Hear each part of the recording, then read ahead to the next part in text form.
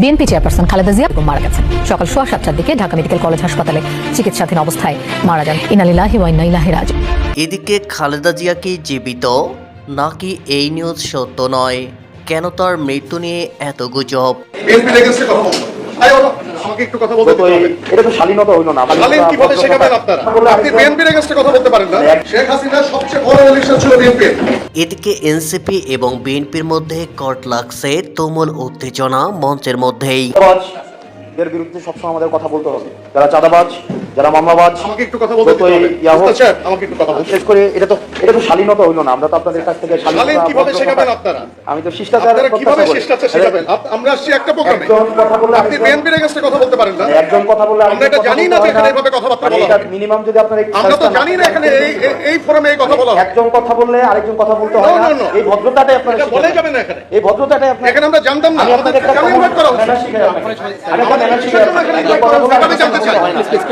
এখানে যারা উদ্যোক্তা তারা কেন আমাদেরকে এখানে ইনভাইট করছে আমি জানতে চাই। একজন কথা বললে আরেকজন কথা বলতে হয় না। আপনি বললেন আপনার কাছে আমাদের কেন এখানে ইনভাইট করা হয়েছে এটাকে আমাকে এক্সপ্লেইন করতে হবে। এদিকে -2 সম্ভাবনা বাড়ছে, অনিশ্চিত হয়ে পড়েছে তারেকের দেশে ফেরা।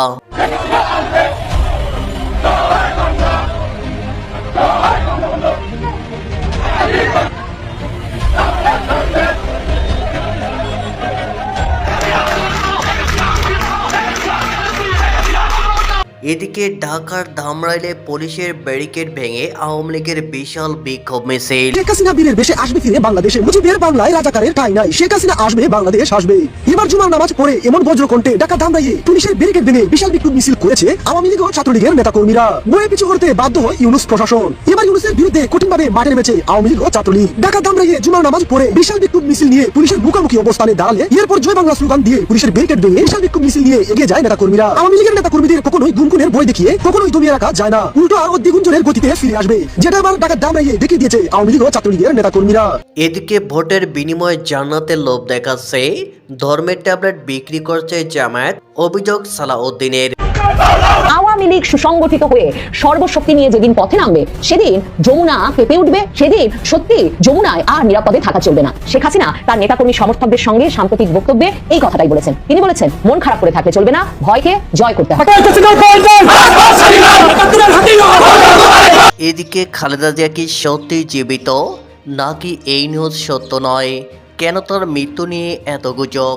মির্জা ফখরুল সাহেব বলতেছে এয়ার অ্যাম্বুলেন্স এর যান্ত্রিক সমস্যার কারণে ম্যাডাম জিয়াকে বিদেশে নেওয়া সম্ভব হচ্ছে না। জোবাইদা রহমান বলতেছে দেশমাতা বিদেশ যাইতে ইচ্ছুক না, উনি দেশেই চিকিৎসা নেবেন।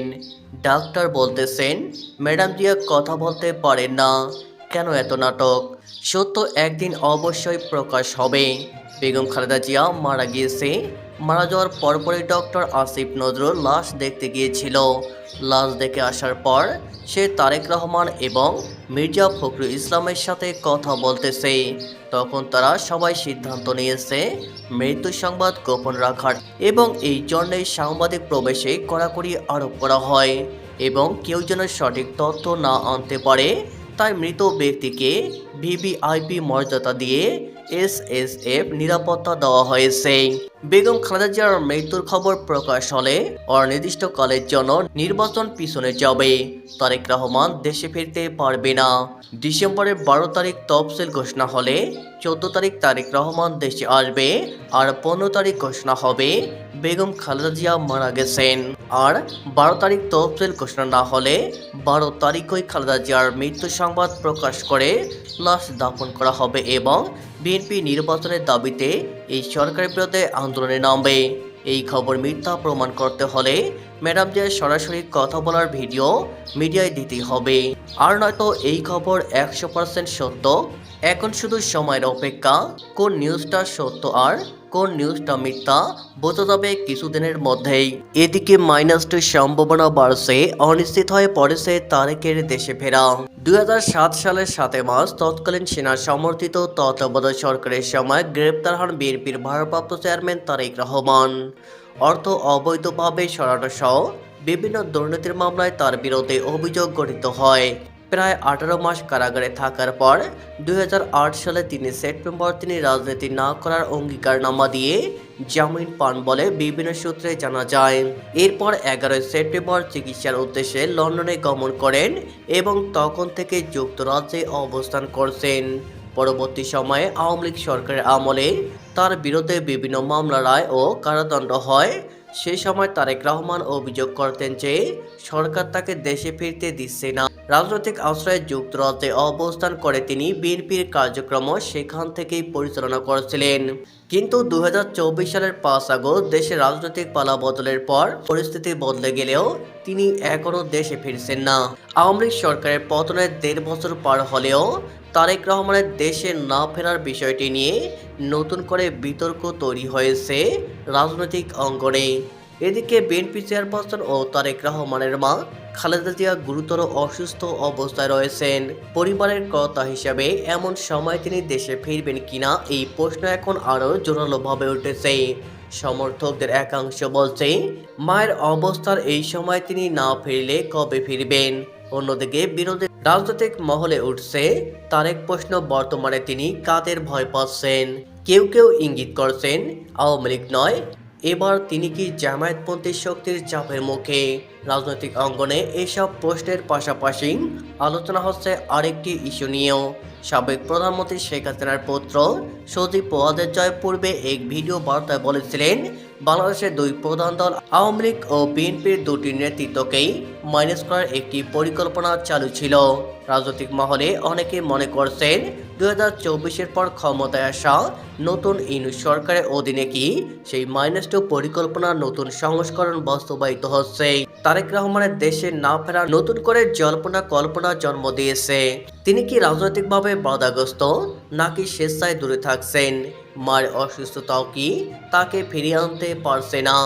নতুন ক্ষমতার ব্যবস্থায় তার রাজনৈতিক ভবিষ্যৎ কোন দিকে যাচ্ছে? দেশের রাজনীতি এখন এই গুরুত্বপূর্ণ প্রশ্নগুলোর উত্তরের অপেক্ষায়। এদিকে ভোটের বিনিময়ে জান্নাতের লোভ দেখাচ্ছে, ধর্মের ট্যাবলেট বিক্রি করছে জামায়াত, অভিযোগ সালাউদ্দিন আহমেদের। নির্বাচনী প্রচারে জামায়াত ইসলামের ধর্মের অপব্যবহার নিয়ে উষ্মা প্রকাশ করে সমালোচনা করেছেন বিএনপির স্থায়ী কমিটির সদস্য সালাউদ্দিন আহমদ। তিনি বলেন, তারা জনগণের কল্যাণ ও অর্থনৈতিক মুক্তি দিতে চান। ধর্ম ব্যবসায়ীরা জনগণকে ভোটের বিনিময়ে জান্নাতের লোভ দেখাচ্ছে বলে মন্তব্য করেন তিনি। সোমবার খামারবাড়ি কৃষিবিদ ইনস্টিটিউট মিলনায়তনে বাংলাদেশ গড়ার পরিকল্পনা শীর্ষক মত বিনিময়ে তিনি এসব কথা বলেন। জামায়াতের প্রার্থীদের আগাম প্রচারে আসা নানা বক্তব্যের প্রতি ইঙ্গিত করে বিএনপি নেতা বলেন, ধর্ম ব্যবসায়ী যারা আছে তাদের উদ্দেশ্যে বলা লাগলো, তারা কেবল বলেছে এই মার্কায় ভোট দিলে ধরা জান্নাত, কিন্তু ইহকালে কিভাবে চলবে এর কোনো বক্তব্য নাই। যে তলায় কোনো নীতি আদর্শ নেই, কোনো পরিকল্পনা নেই, শুধুমাত্র ধর্মের ট্যাবলেট বিক্রি করে জনগণের সঙ্গে প্রতারণা করছে, তাদের মুখোশ উন্মোচিত হয়েছে। যারা বিনা কষ্টে জান্নাত যেতে চায় তাদের আগে জানা দরকার বাস স্টেশন কোথায়। জনগণ এগুলো বোঝে।